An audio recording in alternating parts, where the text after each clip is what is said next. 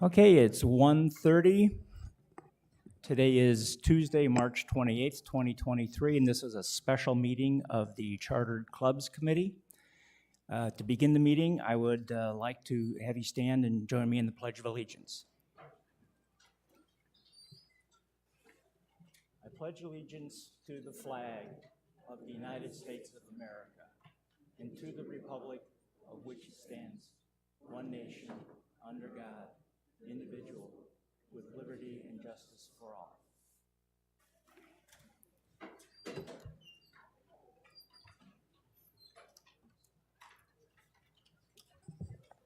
Okay, since this is a special meeting, we have no minutes to approve from the last time. We have one item on new business, and that is to go over the report from the subcommittee, the Tournaments, Leagues, and Special Events Subcommittee, which was posted last Friday. Before we begin, I'd like to make a statement about how we're going to do this today. The goal today is to have a productive meeting whereby the committee can come to conclusions about moving each of the 10 recommendations to the governing board. I will review the first two sections and part of the conclusion of the report to provide some context for the committee. And in order to keep things moving forward and not have a marathon meeting, the committee will discuss each of the findings and recommendations in order. We will not discuss the facts of the report in sections, whatever the sections are that discuss how the data was gathered and how it was analyzed. Those events have occurred and they cannot be changed. They've happened in the past. As long as the discussion of the findings, recommendations are productive, the committee will continue. If we start to get into a circular discussion, I will set a time limit on our discussion so that we can wrap things up, because we want it to be productive in order to keep moving. After the committee has had a chance to discuss each finding, the floor will be opened to comments from the audience. Each speaker will have 2 minutes to make a productive and relevant comment, and all comments and questions from the floor will be directed to the chairman, who is me.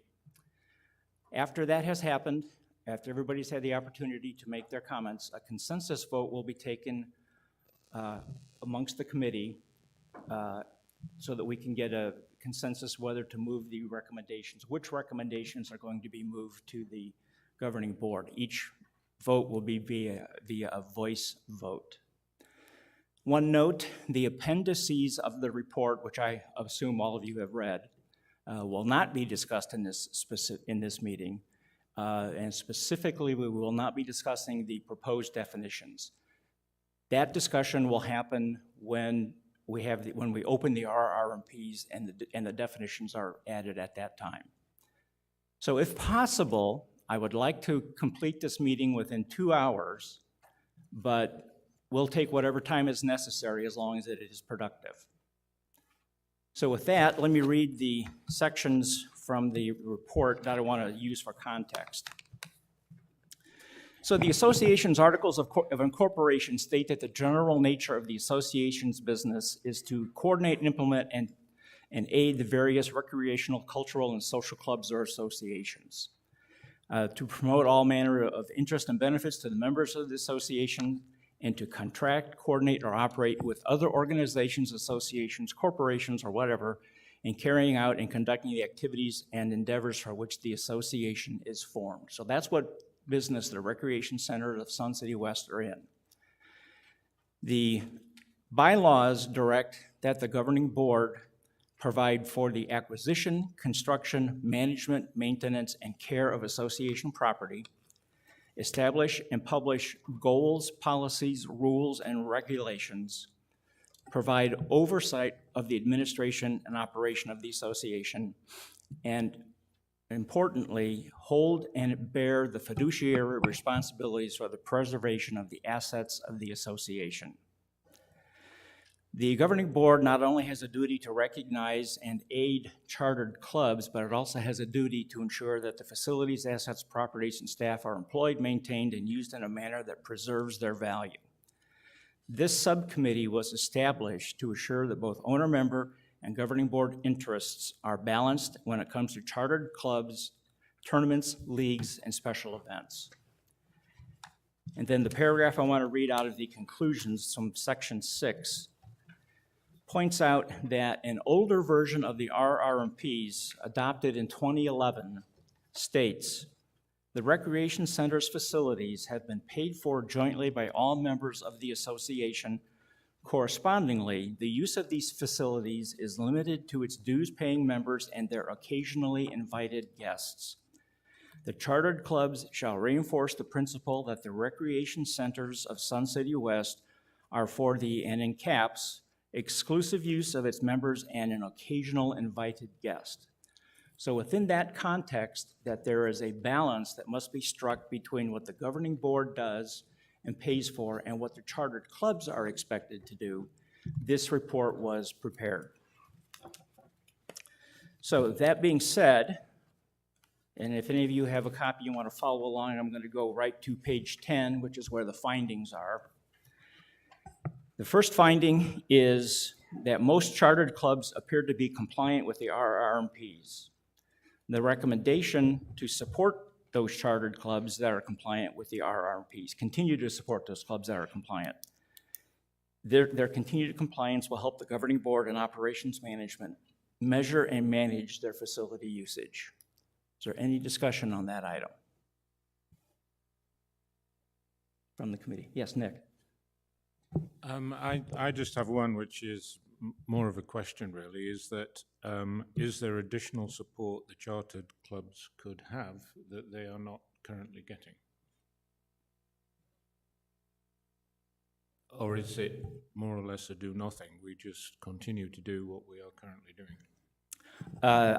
The answer here is to continue to do what we're doing, which includes looking for new ways to support the clubs. Yes. Okay. So good question. Any other items? Okay, that's good. I'll go to finding 2. Some chartered clubs are non-compliant with the RRMPs. The recommendation here is to revise the RRMPs, and I'm on page 11 now, to revise the RRMPs to reduce ambiguity, provide clarity, add specificity, and make the RRMPs a strong reference document. While the RRMPs were edited in fiscal 2021-22 to reduce their length, considerable work is still needed to make it the powerful and authoritative document it should be. This recommendation goes on to say that there's vagueness, there's contradictions within it, and it's not really easy to use because it's written in a narrative style versus a reference style, which is how the document should be used. There are some clubs who are in violation of the RRMPs are in violation through no fault of their own, but because of some of the vagaries within the document themselves, they find themselves not in compliance. So what we need is a strong RRMPs document to result in more effective management of the chartered clubs system. Any discussion on this one from the committee? Nick? Me again. I have some questions about potential suggested wording, but I think that can be parked until we go and visit the RRMPs. I was just wondering, is there things that can be done with the officers of the clubs, particularly new officers, rather than having those officers state that they've read the RRMPs and signed the form to that effect? Do we need some, in fact, more positive training where we can sit them down for an hour or so and say, this is what is expected of you? Yeah, it's what I've referred to as, we tell the club officers, here's what you need to do and when you need to do it. What we should consider is telling them how you do it. Yes. It's the what, when, and the how. So if you have suggestions, I would say talk to the woman in the back, our recreation manager, Casey Huda. I'm sure she'd be glad to hear from you. Yes, more work, Casey. Okay, anything else, Nick? No, just another observation, which is I think some of the club officers and members just view the RRMPs as being arbitrary and bureaucratic and don't understand the reasons as to why they're there. So we just probably need to have some more explanation of that as we get into the document. And I think you will find that that is covered, maybe not in those words, but are covered in this document. Yeah. Any other conversation on number 2? Okay, moving on page 12. Finding 3, the RRMPs are not guidelines, but are definitive rules, regulations, and procedures to be followed by chartered clubs. Part of what this finding, the recommendation talks about is that there is the way that the RRMP's preamble is written. It says that the RRMPs and policy statements provide, and I'm doing finger quotes here, general guidelines for the establishment and operations of chartered clubs. If you look up the word guidelines, that means that they are suggestions. And a suggestion, of course, can be ignored. So what the recommendation here is, there's 2 parts to it. One is change the language of the preamble that strongly indicates that the RRMPs must be followed by chartered clubs. Okay, I'm jumping ahead of myself, but yes, that's the recommendation. Just rewrite that preamble. Any discussion there? Okay. Moving on. Finding 4. RRMPs have historically not been consistently adhered to or enforced.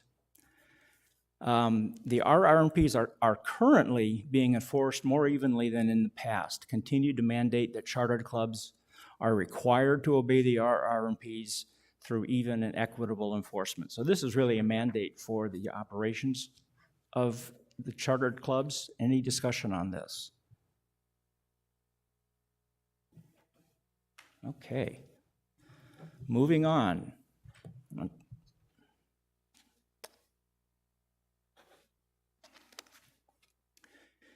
Finding 5 on page 13. Past RRMP exceptions have created inequity among chartered clubs. This has resulted in clubs that have seen one club get an exception and decided that they should also have that exception even though they have not applied for it. So it's, they get it, so I should have it too kind of a scenario. So in the absence of unclear and undocumented and conflicting exceptions, we need to straighten that out so that people understand, that clubs understand for whom something has happened, has changed, and that it's for that particular club only. So the recommendation says that while the prior recommendation says make sure that the RRMPs are viewed as rules, regulations, and procedures that must be followed, there may be rare instances where certain temporary accommodations to a specific RRMP may be necessary. In those instances, a documented process that clearly defines what must be included in the accommodation, and notice I'm avoiding the word exception, it's an accommodation, should be required for granting the request. The request should come from the club in writing, and you should have a strong case for supporting the accommodation, and it have a start date and an end date and the name of the club involved. So it's temporary, which means it has an expiration date. And then on top of that, the recommendation is that there should be a digital repository of temporary accommodations to be maintained so that we have a history of those kinds of things. So any discussion on this from the committee? Yeah. So would there be some new documents written and devised for a club to fill out? And who would do that? And would it not go to the recreation manager first rather than the chartered club committee? Vicki, you want to answer that? Turn your... When we had this discussion about this and came up with the recommendation, we thought that since this committee deals with all the chartered clubs, it was very important for us to listen to what they had to say, number one. And number two, in your question about there should be a document which, when we open up the RRNPs, would be discussed then, but I would definitely think that there would be a document that would come to, if it's agreed upon that it will come to the CCC, that document would come to us. Any other questions? Yeah, Nick? I was going to ask you right up front. Just one do we want to restrict the areas in which accommodations can be made, or do we just want to leave it open for anywhere?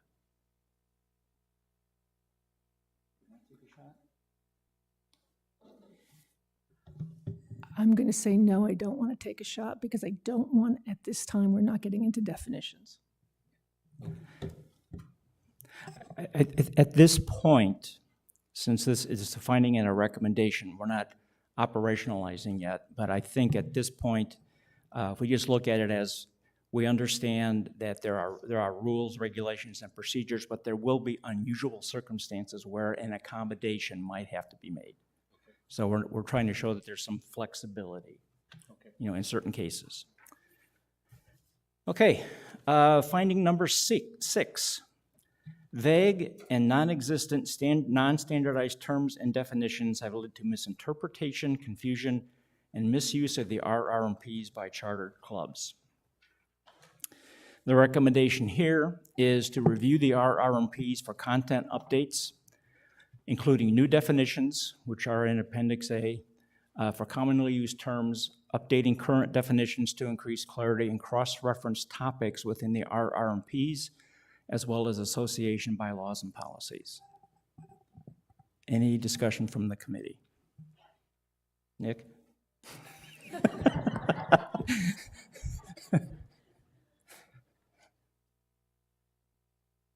Okay, I'm going to move on. We're at finding number 7 on page 14. The RRMPs do not reference an association policy pertaining to chartered clubs. This is a specific finding that association policy FA08, which is the facilities policy, FA08 is the guest credit policy, which says that the daily guest fee, which is the guest credit, does not apply to club activities. It should not be charged for club activities. So with it over in the policy and not in the charter, in the RRMPs, it was a surprise when I discovered it. So I think we need to make sure that there's a cross-reference between the committee says there should be a cross-reference here. The other thing that this recommendation says is that I think the exact wording of the FA08 is, it says a guest credit may not be used to participate in club activities. May implies that it could be or it could not be. So the further recommendation is that the word may gets changed to shall. So it would read shall not be used.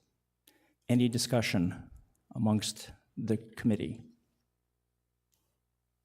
Nick? Jack, why don't we just make it even simpler and just say cannot? Well, cannot, shall not. Yeah, because shall sometimes can be just as ambiguous, but can and cannot are about as clear cut as you get. Okay.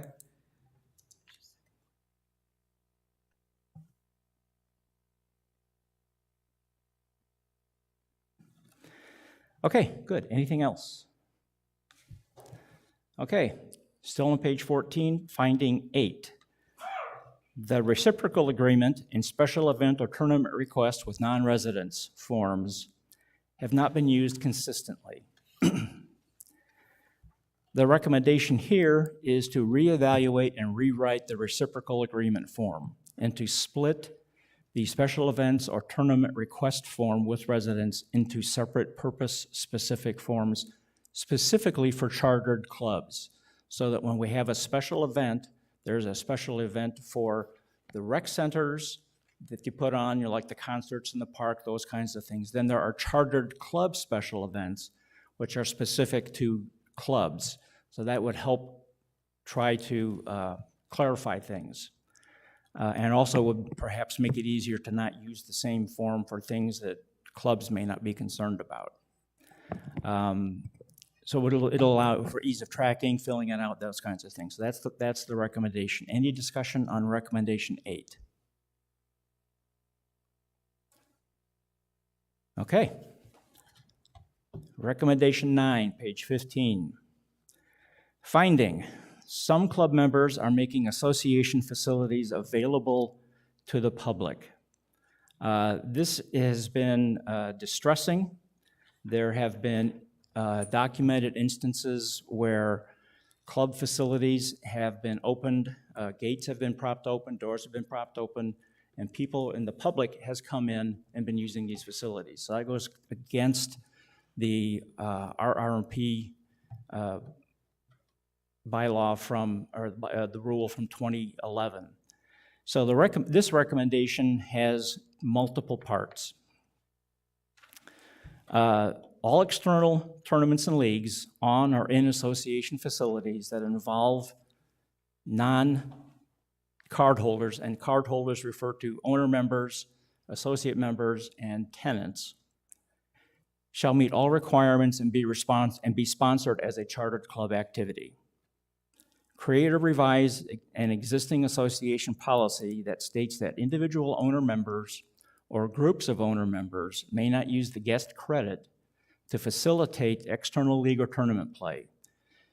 Create or revise an existing association policy that states that individual owner members or groups of owner members may not make commitments of association properties, assets, or staff. And then finally, the last part of this recommendation is to control access to the association properties and facilities. Any discussion amongst the committee? Okay.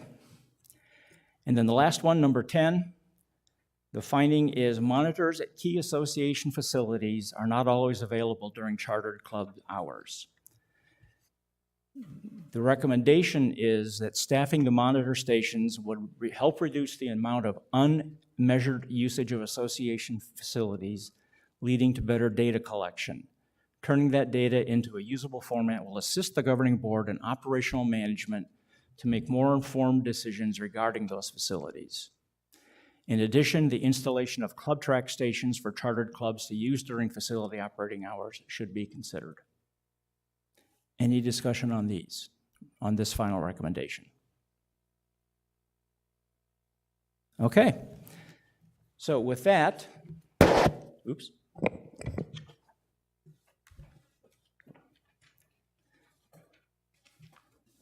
So now that we've gone through the recommendations, yes, Judy. Can I just bring up something I should have said under 5? I'm still wondering why the charter club must present in writing to the charter club committee the requested accommodation. Shouldn't that be to Casey? And then if there are issues related to it, come to us, or is this the way you want it written? Somebody from the subcommittee want to address that? I'll take it. One of the things that came up in our discussions was that we really want to give operations all the tools that we can and that they need so that they have something very concrete to enforce. And Vicki, jump in, Carol, on this. But we felt that by it coming before the whole subcommittee, that we were actually helping them.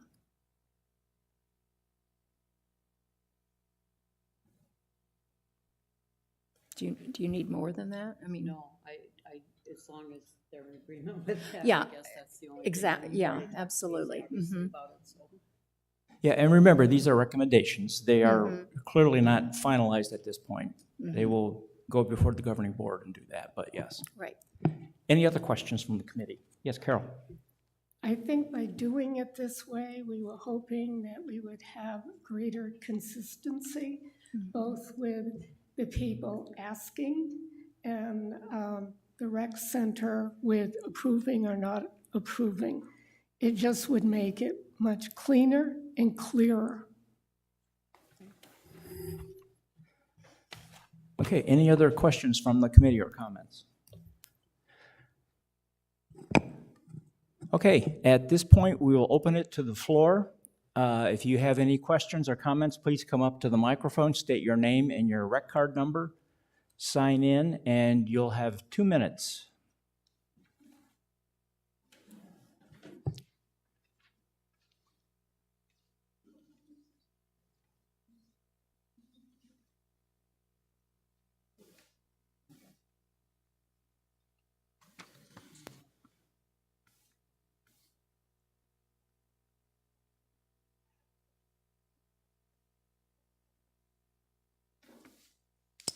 Joel Piaskowski, Rec Center number 132267. I'm up here making a statement representing the tennis club. Has to do with reciprocity and specifically league play that our club is involved with, along with 7 to 8 other communities. I've been with the tennis club for 4 years. It is my understanding that both Casey and Bill, and I sent Bill an email on this, and he responded that yes, he did, attempt to talk to the communities. You are putting the burden of getting a reciprocity agreement on the chartered clubs. Bill and Casey, correct me if I'm wrong, they both have tried and attempted this. The other communities do not see it as an issue in any manner, shape, or form. If Bill and Casey cannot get this accomplished, how do you seriously expect a chartered club to get it accomplished? And that is a question. Joel, I think the answer that I would give is the same answer that you've heard all along. That has not changed. That if the other community does not wish to reciprocate, that is out of our hands. That's the way it's been, and I don't have a different answer for you. Okay.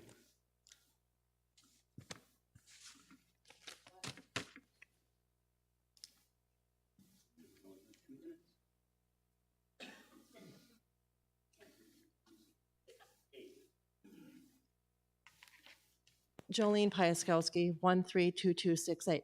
So we have paid management. They can't get that done. So why are you putting it on the clubs? And with that said, are you going to have pickleball? Are you going to have bocce ball? All those clubs go to all those other communities and bother them to get this done? Why do we need this? We have been playing this for almost 25 years without a reciprocal play. They play once here for tennis, we play once there. So help me understand how little Jolene is going to go over to Sun City Grand and say, I need this signed, when Bill and Casey cannot do it. Hello? Just an answer. Just please be patient. If Bill or Casey cannot do it, what would you suggest that they do? We cannot force them So to sign why the do we document. need it? Why do we need it? I met with Bill, and he told me the reason we need it is because if you would get hurt over there, we could sue Sun City West. I am on the other property. I am not going to sue them. When anyone comes to play in league tennis, they have to sign a waiver, okay? Does the waiver not cover us? I have to stand behind what Bill says.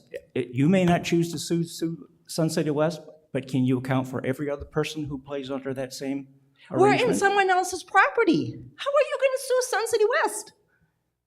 I have to support Bill's. How are you going to sue? Just answer me that. How would you sue Sun City West if you're playing over in Estancia, if you fell? No, there is, What about the people coming here? They all have to sign a waiver saying that they're good to go, okay? When we go to the other places to play, we sign nothing. We sign nothing. I think this is about more than just the sports. If we open this door, we have got every club that exists here, then you've given them the right to bring in outsiders and participate in their activities. And that is part of the fallout Okay. from doing this. The clubs have to be treated equal. And not only that, the rules have to be equal for the people that live here and pay their rec fees, and every time they have family or friends come in from out of town, they're paying for them to use the facility, and yet we're opening it up for free just because we're calling them a club. Well, if I want to turn my family into a club, does that mean I can bring them over every Saturday and we can play? Okay, so I would like to, let me interrupt here. Time is up, and this is not relevant to this particular Yeah. discussion. So thank you for your comments. So league is not relevant to this particular No, discussion? reciprocity is not relevant to what we're discussing today. So thank you for your comments. Okay.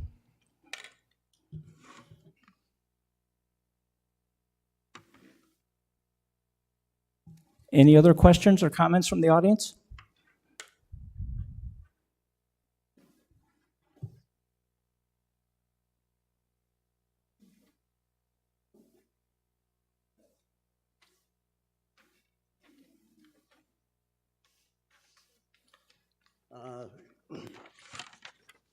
I'm Larry Plaster, representing the tennis club as well as vice president of the tennis club.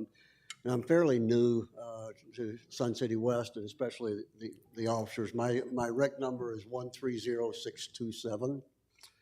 And I do want to commend the subcommittee on all their work. I know how much you put into it. It's a lot of work. I've done it myself. But I still have questions that make no sense to me as I see this. I belong to at least 15 different clubs and associations in my 40 years of playing tennis, and I've never seen a problem with accommodating established leagues with established schedules. There's in the Articles of Association says one of the things that the association is supposed to do is to promote cooperation in all matters of interest and benefit to the members of the association. There seems to be an opinion that interclub play is not a benefit to the members. If you don't play a competitive sport, maybe you don't understand. But when you play a competitive sport, when we play within the club members here at Sun City West, that's competition. We do it 3 days a week. We play the same people 3 days a week. And soon the competition level begins to drop off. You know everybody. So all of us enjoy playing people from outside associations. It raises the level of competition. It showcases our facility for those that may be interested in coming here at some point. But it is in our interest to help us find a way to get this done, to be able to do this, which we've done for 25 years. So I don't understand why every other age-restricted association in our area has no problem with this. Why do we? We're not displacing members that are able to play. There's really no significant amount of more use of the facility. If we didn't have our leagues here, we'd just be playing each other again. Your time is up. Thank you. Okay, thank you.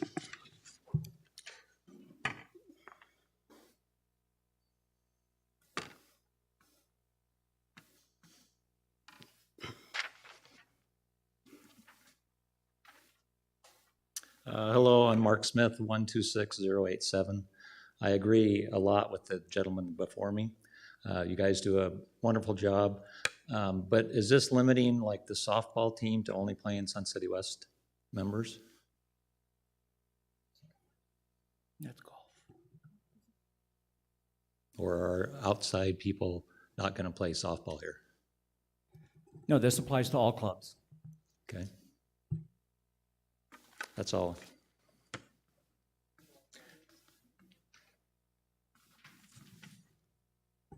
Joel, you've had your opportunity. I have to limit it to once per session.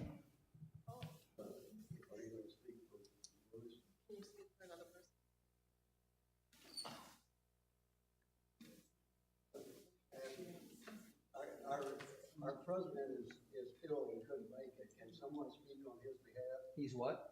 He's ill. Who's at softball today? Bruce? Dennis? Ron Wombat? Ron is not our president. Oh, okay.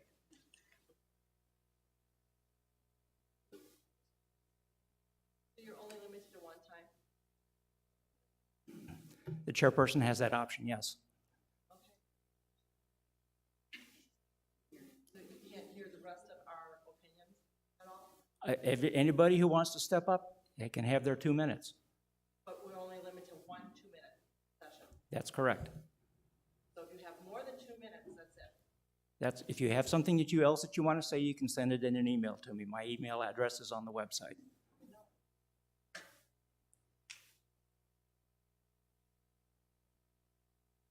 Okay, if there are no other comments, then we will go to the vote.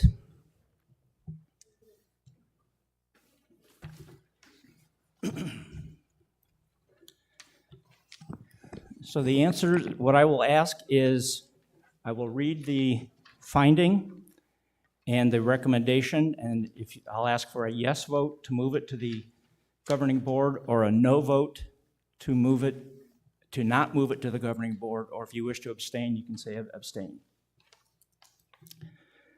Finding 1, most chartered clubs appear to be compliant with our RMPs. The recommendation is to continue to support those chartered clubs that are compliant. So I'll start with Kathy. Connie? Yes. Vicki? Yes. Nick? Yes. Karen? Yes. Carol? Yes. Mary Kay? Yes. And Judy? Yes. Okay, so it was unanimous.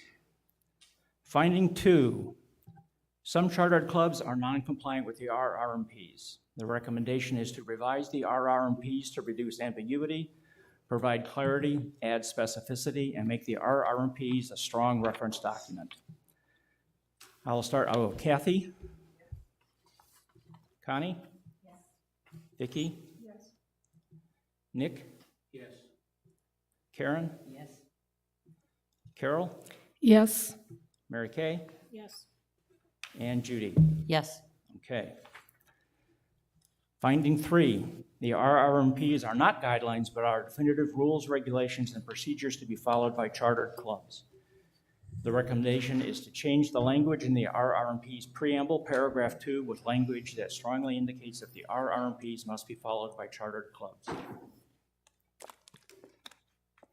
I'll start with Judy. Yes. Mary Kay? Yes. Carol? Yes. Karen? Yes. Nick? Yes. Vicki? Yes. Connie? Yes. And Kathy? Yes. Okay, also unanimous. Finding 4, RRMPs have historically not been consistently adhered to or enforced. The RRMPs are currently being enforced more evenly than in the past. Continue to mandate that chartered clubs are required to obey the RRMPs through even and equitable enforcement. Judy? Yes. Mary Kay? Yes. I'm going to change it up. Nick? Yes. Karen? Yes. Connie? Yes. Kathy? Yes. Vicki? Yes. And Carol? Yes. Okay. Finding 5, past RRMP exceptions have created inequity among the chartered clubs. Recommendation is to allow temporary accommodations to a specific RRMP when necessary. Document the request and make sure that it has a strong case with a request, start date, and an end date and the club involved. I'll start with Vicki. Yes. Carol? Yes. Connie, Yes. Karen, Yes. Judy, Yes. Kathy, Yes. Nick, Mary Kay. Yes. Okay. Finding number 6. Vague and non-existent standardized terms and definitions have led to a misinterpretation, confusion, and misuse of the RRMPs by chartered clubs. The recommendation is to review the RRMPs for content updates, including adding new definitions for commonly used terms, updating current definitions to increase clarity, and cross-reference topics within the RRMPs association bylaws and policies. I'll start with Connie. Yes. Karen. Yes. Nick. Kathy. Yes. Mary Kay. Yes. Judy. Yes. Carol. Yes. And Vicky. Yes. Okay.